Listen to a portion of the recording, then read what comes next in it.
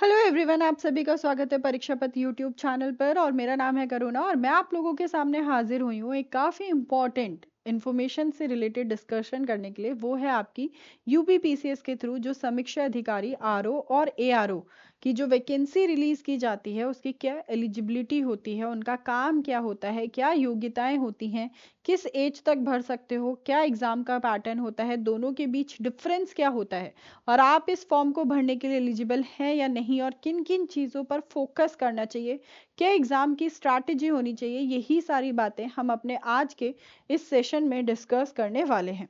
तो चलते हैं। देखिए, अगर हम लोग अपनी बात करें आरओ की, तो जो ये 2026 का आपका समीक्षा अधिकारी और सहायक समीक्षा अधिकारी परीक्षा में आप कैसे सफल हो सकते हैं, किन बातों को आप ध्यान में रख सकते हैं, वही सब बातें हम अपने सेशन में डिस्कस करेंगे।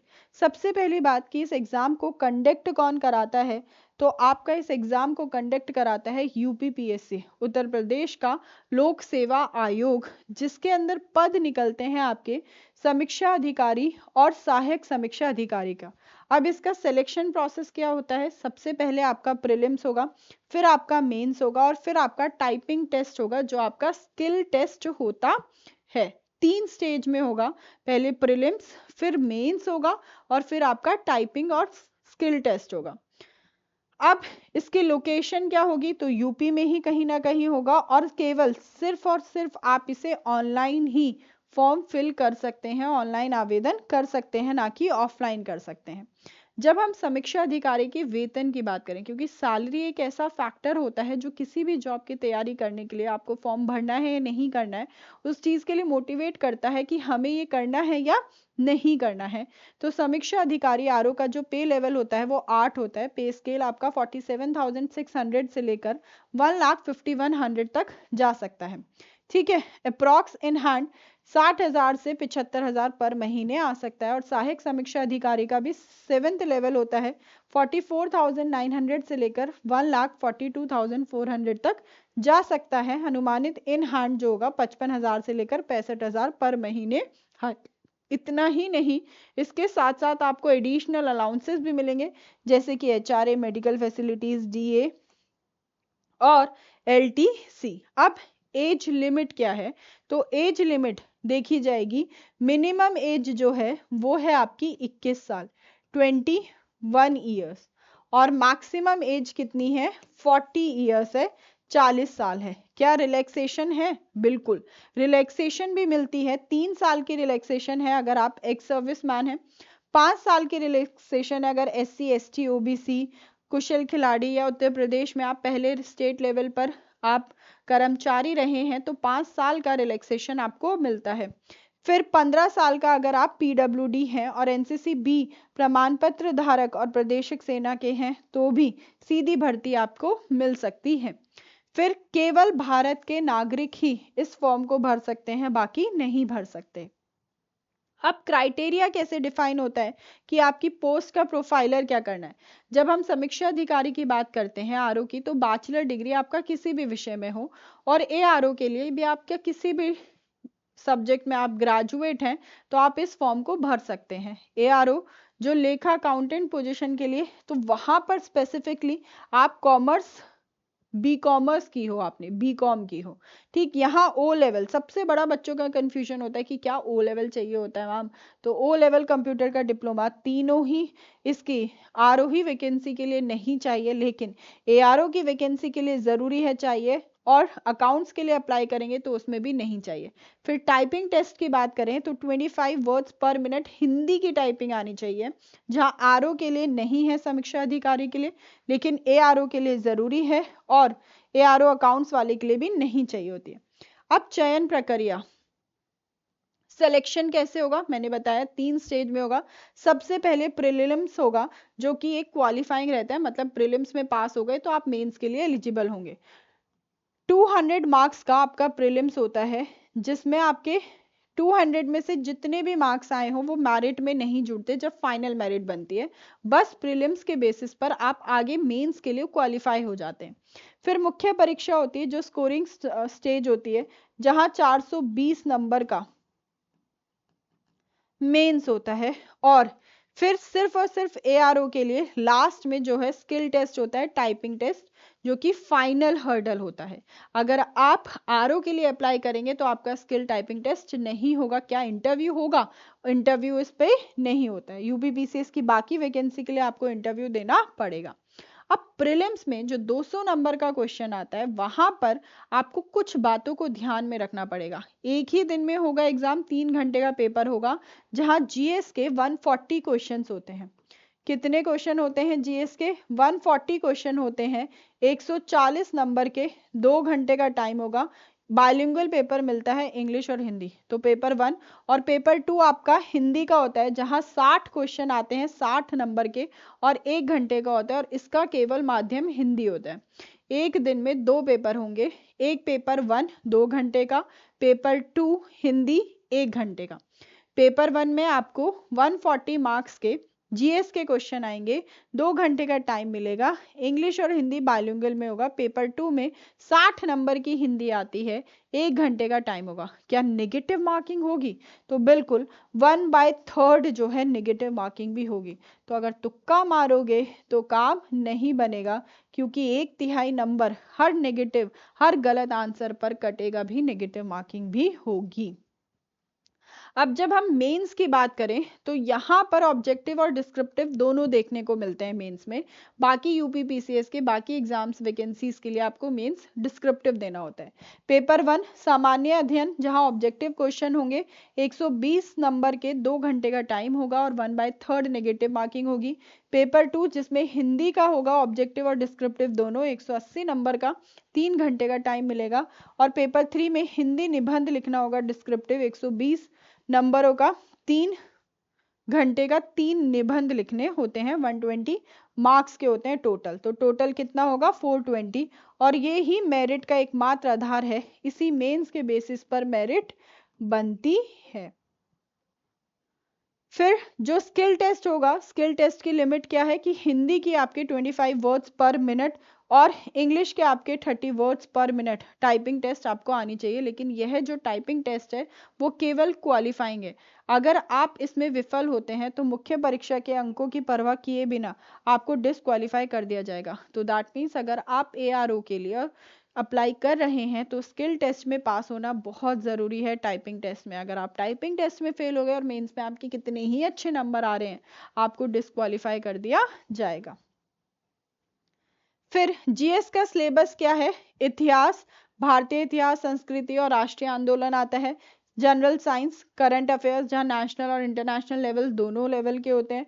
फिर भूगोल, भारत और विश्व का भूगोल, इकोनॉमिक्स और राज्य व्यवस्था, जहाँ शासन और संविधान पढ़ते हैं आप। UP स्पेशल, UP GK का भी पूछा जाता है। अब हिंदी में क्या क्या आता है? एंटोनिम्स, विलोम आते हैं, शब्दों का उपयोग, वर्ड्स का यूसेज, वाक्य, सेंटेंस और स्पेलिंग करेक्शन आते हैं। सिनोनिम्स, पर्यायवाची, व्याकरण, ग्रामर और कॉम्प्रिहेंशन आते हैं। डिस्क्रिप्टिव मुख्य परीक्षा में, और अनुवाद ट्रांसलेशंस के लिए और ड्राफ्टिंग के लिए भी आते हैं। अगर हम लोग बात करें OTR से फाइनल प्रिंट तक, मतलब एप्लीकेशंस को आप कैसे ट्रैक कर सकते हैं, तो 1 टाइम रजिस्ट्रेशन करना होता है आपको। इसके लिए OTR पे पंजीकरण करा, uppsc.up.nic.in पर जाकर लॉगिन करना है, अपना रजिस्ट्रेशन नंबर जनरेट करना है, एप्लीकेशन की फीस भरनी है, फॉर्म सबमिट करना है सारी डिटेल्स के साथ, और फिर प्रिंट आउट कर कर अपने पास रख लेना है। जो भी वैलिड डॉक्यूमेंट्स मांगे हैं उन्होंने, वो आपके पास होने चाहिए। PWD जो कैंडिडेट्स होते हैं उनको छूट मिलती है 40% से अधिक। बेंचमार्क वाले जो विकलांग होते हैं उम्मीदवार, उनको ज़्यादा समय मिलता है, प्रति घंटे 20 मिनट एक्स्ट्रा मिलेंगे। ठीक है। प्रीलिम्स जो पेपर 1 होता है वो बाइलिंगुअल होता है, लेकिन जो पेपर 2 होता है वो केवल हिंदी में ही होता है। अगर आपने कोई भी गलत इंफॉर्मेशन दी है, ठीक है, गलत यूज किया है, पेपर में आप अनुपस्थित रहे हैं और एडमिट कार्ड आपने संभाल कर नहीं रखा है, तो आप अयोग्य डिक्लेयर कर दिए जाएंगे। आपको अपना एडमिट कार्ड और ये सारी चीजें संभाल कर रखनी है। अब सबसे इम्पॉर्टेंट आपने देखा होगा कि यहाँ हिंदी जो है वो एक काफ़ी इम्पॉर्टेंट सब्जेक्ट है आपके प्रीलिम्स और मेंस दोनों के लिए, क्योंकि प्रीलिम्स में भी 30% वेटेज आपकी हिंदी एक ही सब्जेक्ट ले जा रहा है, क्योंकि 60 नंबर सीधा सीधा हिंदी से हैं। फिर मास्टर सीक्रेट क्या है कि जीएस तो आपको करना ही है, एक गेट कीपर है, लेकिन पूरी तरह से आपको हिंदी व्याकरण, ड्राफ्टिंग, निबंध लेखन आती है। तो अगर आपकी इस पर पकड़ मजबूत है तो वो आपका सिलेक्शन आपके करीब लेकर जाएगा। और पेपर 2 में 180 नंबर, पेपर 3 में निबंध 120 नंबर, तो 420 में से 300 नंबर तो आपके हिंदी के ही हो गए। तो 71% जो है वो हिंदी पर ही आधार करेगा मेंस में भी। तो प्रीलिम्स और मेंस दोनों में ही जो सबसे बड़ा गेम चेंजिंग है वो क्या है, आपका हिंदी है। तो आप हिंदी में अगर मजबूत है आपकी पकड़, या आपको हिंदी और बेहतर समझ आती है, आप बहुत बेहतर कर सकते हैं, तो आपके लिए ये अपॉर्चुनिटी सबसे ज्यादा बेहतर है। फिर ये काम क्या करते हैं, इनकी शक्तियां क्या होती है, धारणा क्या है, रियलिटी क्या होती है। कुछ सोचते हैं कि एक साधारण क्लैरिकल से डेस्क जॉब है, लेकिन ये सचिवालय का एक बैकबोन होते हैं जहां सरकार के हर बड़े फैसले की शुरुआत इन्हीं से होती है।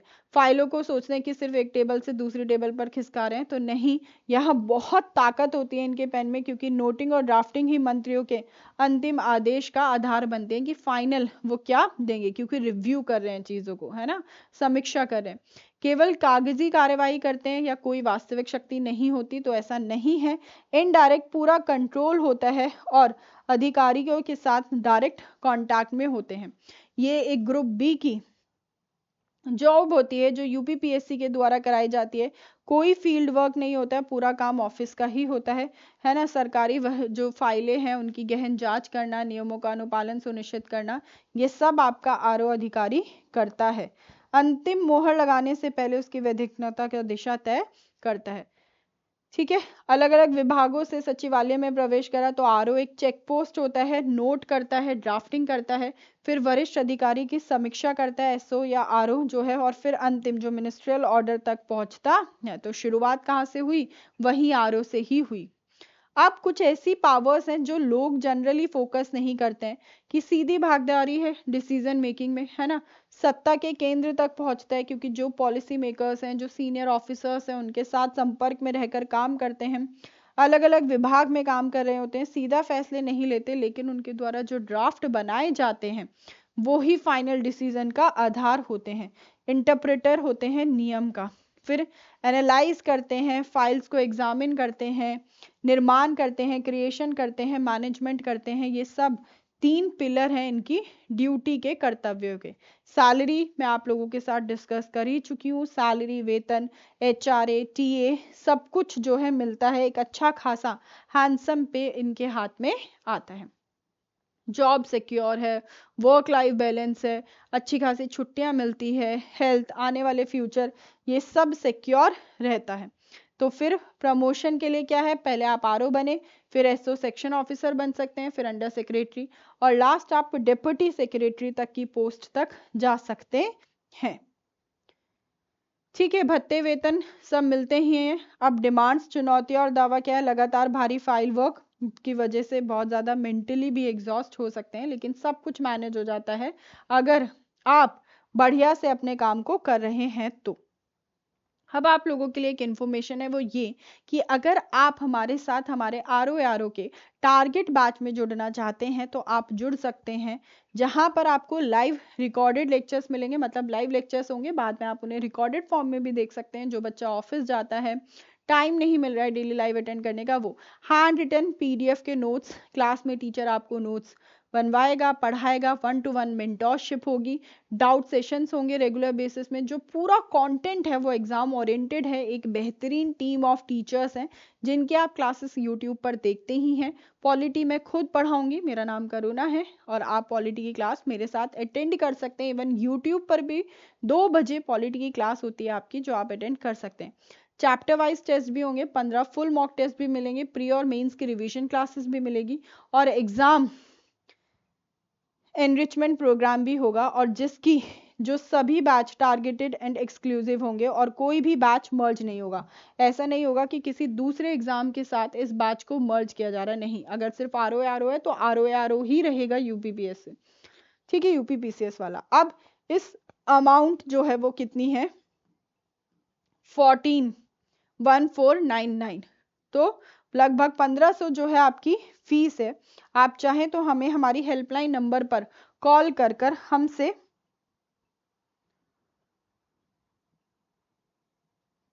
जो है अपनी क्वेरी सॉल्व कर सकते हैं।